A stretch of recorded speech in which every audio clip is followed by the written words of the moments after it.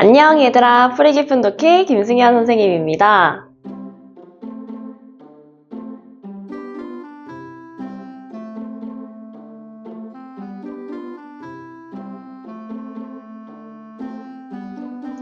자 얘들아, 오늘 근자감 영상에서는요 우리 붕당에 대해서 한번 이야기를 해볼까 합니다. 수업 시간에 우리가 이미 붕당이라고 하는 단어와 또 그 안에서 뭐 북인이라든지 서인이라든지 하는 그런 어휘는 이미 접해 봤었어요. 근데 그럴 때마다 선생님이 아주 간단하게 설명을 하고 좀 지나갔는데 오늘은 본격적으로 그 붕당에 대해서 알아볼까 합니다. 우선요, 이 붕당 개념을 알기 전에 우리가 시대를 살짝 거슬러 올라가야 합니다. 언제로 올라가냐면 우리 조광조 배웠을 때 혹시 기억나시나요? 선생님하고 사화에 대해서 배웠었죠. 그래서 4번에 이제 어떤 조선 내부에서 다툼이 있었다라고 배웠었고, 특히 훈구파랑 또 사립파가 대립을 하는 모습을 봤었습니다. 그리고 우리 최후의 승자가 마침내 사림이었다라고 하고 이제 마무리가 됐는데 그 이후에 조선의 이야기야. 얘들아, 우리 이 사림은요, 이제 수가 이제 점점점 많이 늘어나기도 했고요. 또 성리학을 공부하는 선비이다 보니까요, 그들 사이에서도 성리학에서 이렇게 공부하는 게 맞아. 아니야, 난 이렇게 생각해. 라고 하면서 학문의 견해에 따라서 조금씩 이제 무리가 나뉘어지게 되고요. 또 더 나아가서는 이게 정치적인 상황에서도 이렇게 하는 게 맞는 것 같아. 아니야, 저렇게 하는 게 맞는 것 같아. 라고 생각하면서 정치적인 의견까지 대립이 되는 현상이 일어나게 되는데, 이렇게 같은 생각과 또 같은 학문적 성향, 또 같은 정치적 성향을 가진 무리들끼리 모인 것을 바로 붕당이라고 합니다. 오늘날에 얘들아 정당하고 조금 비슷하다고 생각하시면 될 것 같아요. 왜 우리 정치할 때도 이제 하나의 당만 있는 것이 아니라 지금 현재 우리나라에는 뭐 민주당도 있고 또 국민의힘 당이라고 하는 당도 있고 뭐 또 정의당이라고 하는 당도 있고 국민의 목소리를 대변하기 위한 여러 가지 이제 당들이 있잖아. 마찬가지로 조선시대 때도 붕당이 이러한 기능을 했다고 생각하시면 될 것 같습니다. 자, 그런데 방금 선생님이 말한 것처럼 현대에도 이제 정당이 여러 개가 있듯이 또 조선에서도 이 붕당이 여러 갈래로 나뉘어지기 시작하는데요. 그거를 오늘 선생님하고 본격적으로 좀 볼까 봐요. 자, 우리 잠깐 이제 영상을 조금 더 집중해서 볼까요? 자, 그럼 얘들아, 우리 본격적으로 붕당이 어떻게 나뉘게 되는지 한번 칠판을 보면서 같이 살펴봅시다. 우선은 이 붕당이라고 하는 게 가장 처음에 생긴 건 바로 선조 때예요. 이 선조 때에 김효원과 심의겸이라고 하는 두 신하가 있었는데 이 두 신하는요 평소에 이조전랑이라고 하는 벼슬자리를 둘러싸고 대립을 한다든지 아니면 다른 정치적인 상황에 따라서 서로 의견을 좀 다툰다든지 하는 일들이 꽤나 있었던 모양이에요. 그러다 보니까 신하들 중에서도 평소 이 김효원과 생각이 같은 사람 또 심의겸과 의견이 같은 사람끼리 뭉쳐가지고 어떤 팀을 만들게 되는데 이게 처음 붕당이 생기게 된 원인이 되겠습니다. 자, 우리 이 김효원이 그때 당시 한양의 동쪽에 살았대. 그래서 이 김효원을 지지하는 사람은 동인이라고 부르게 됐고요. 반면에 심의겸은 한양 서쪽에 살아서 그를 지지하는 사람은 우리 서인이라고 부르게 됐다는 거예요.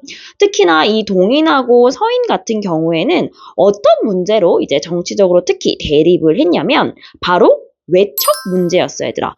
외척이라고 하는 것은 왕의 외가 친척, 즉 왕비의 집안 사람들을 이야기하는 건데 왜 외척 가지고 싸웠느냐. 그때 당시에 핫 이슈가 이 외척들이 정치에 참여할 수 있도록 해야 하느냐 아니면 정치에 참여할 수 없도록 해야 하느냐 하는 문제였거든. 이 김효원과 동인 같은 경우에는 왕의 외가 세력은요 아예 조정에 발도 붙이지 못하게 해야 된다 라고 아주 강력하게 주장을 했고 반면에 심의겸을 비롯한 서인들은 외척을 당연히 경계해야 할 필요성은 있지만 우리 조정에서 모두 내쫓을 필요까지는 없다라고 주장을 했다고 합니다. 결국엔 얘들아 이것처럼 동인하고 서인은 그 이후에도 계속해서 대립을 하면서 크고 작은 문제가 생길 때마다 엎치락 뒤치락하고 힘을 겨루게 됩니다. 근데 이 과정이 얘들아 끝이 아니었어. 이렇게 서로서로 의견을 나누던 과정에서 이 같은 동인이라고 할지라도요. 어떤 기준점에 의해서 또다시 두 붕당으로 갈리게 된 거야. 이게 어떤 기준이었냐면 이 동인들 중에서도요. 상대 붕당인 서인에게 좀 더 강경한 입장, 즉 강력한 태도를 취해야 한다고 주장한 사람들이 생겨났고 또 반대로 아니다. 그렇게까지 할 필요가 있을까? 라고 생각한 온건한 이 입장들이 생겨나게 되는데 뭔가 서인에게 강경한 입장을 취한 사람들을 북인이라고 부르게 되었고요. 온건한 입장을 취하게 된 사람들을 바로 남인이라고 부르게 됐습니다. 즉 살인파 신하들이 동인과 서인으로 처음엔 나뉘어져서 정치를 하다가 그 중에서도 또 동인이 다시 북인과 남인으로 갈리게 된 거죠. 자, 그럼 얘들아, 결국에는 붕당이 좋은 걸까, 나쁜 걸까? 그거는 우리가 좀 더 깊게 생각해 봐야 할 문제겠지만, 분명한 건 지금까지 동인, 서인, 그리고 북인, 남인으로 나뉘면서 서로서로 엎치락 뒤치락 우리 조선을 위해서 적당히 견제하며 정치가 이루어졌고, 여기까지 봤을 때는 오히려 우리 조선의 발전에 도움이 됐다고 이제 여길 수도 있을 것 같아. 자, 그런데 뭐든지 얘들아, 우리 적당해야 이제 좋은 건데, 조선 후기가 갈수록 이 붕당의 싸움이 치열해지기 시작합니다. 이 남인하고 서인이 아까 선생님이 이야기한 대로 처음에는 서로 적당히 견제를 했다고 했잖아. 근데 시간이 가면 갈수록 서로 다투고 헐뜯는데 더 정신이 팔리게 되는 거야. 근데 그게 절정에 이르게 된 게 바로 숙종 때입니다. 사실 숙종은요. 굉장히 정통성도 있고 되게 카리스마 넘치는 왕이었다고 해요. 근데 이 숙종은 어렸을 때부터 붕당 간의 이 다툼을 많이 보고 자랐기 때문에 아마 그렇게 생각을 했던 것 같아.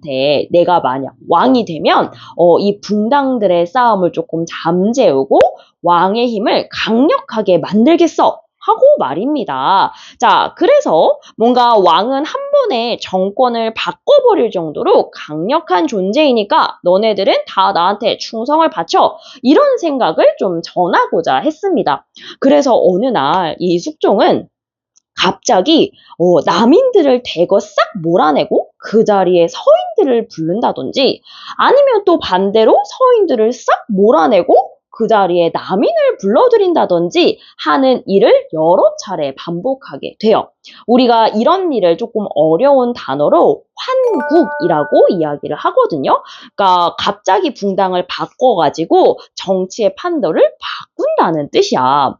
근데 이게 얘들아 신하 입장에서는요.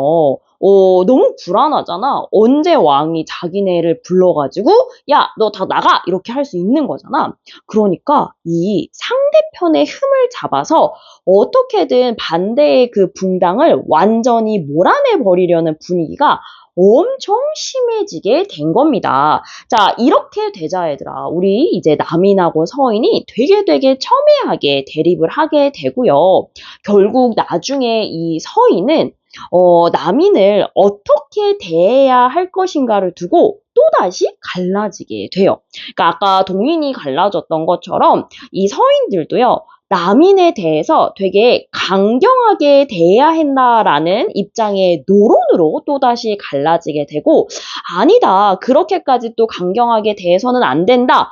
라고 주장하는 소론, 즉 온건한 입장의 소론으로 나뉘게 된다고 합니다. 우리 결국에는 이 노론과 소론은 또 숙종 때 후반에는 얘들아 누구를 왕위로 세울 것인가를 두고 막 되게 격렬하게 싸우게 됐거든요. 이 부분은 나중에 영조, 정조, 그리고 사도세자 이야기를 할 때 잠시 더 다뤄볼 수 있을 겁니다. 아니, 그럼 얘들아, 우리가 정리를 해보면요. 일단은 사림이 있었는데, 그죠? 이 사림이 처음에는 동인과 서인으로 나뉜 거예요. 그런데 이 동인하고 서인이 서로 이제 정치적 문제를 두고 대립을 하다가 서인에 대해서 어떤 태도를 취할 것인가를 두고 동인이 남인과 북인으로 또 다시 갈라졌다. 근데 이 조선의 임진왜란이 터졌을 때는 북인이 굉장히 세력이 셌지만 광해군이 쫓겨나면서 북인이 함께 몰락하게 되었고요. 이 남인과 서인이 남아서 조선의 정치를 또 이끌어갔다. 그런데 시간이 흐르면서 이 남인과 서인은 굉장히 첨예하게 대립을 하게 됐고, 서인은요, 이 남인을 어떻게 대할 것인가를 두고 또다시 노론과 소론으로 나뉘어졌다. 요렇게 정리를 해볼 수 있을 것 같아요. 아유, 세상에, 얘들아. 너무너무 복잡하다. 그죠? 이제 머리도 너무 아프고, 눈도 팽팽팽, 이제 돌아가는 소리가 여기까지 들리는 것 같은데, 그래서 선생님이 이번에는 얘들아, 칠판하고 같이 이렇게 설명을 해줬잖아. 그러니, 우리가 이제 이해 안 되는 부분이 있다면, 우리 살짝 뒤로 가서 다시 한번 좀 들어보고, 최대한 근자감 요 표에다가 그 조선 내부의 붕당 정치의 과정을 한번 정리해 보도록 합시다.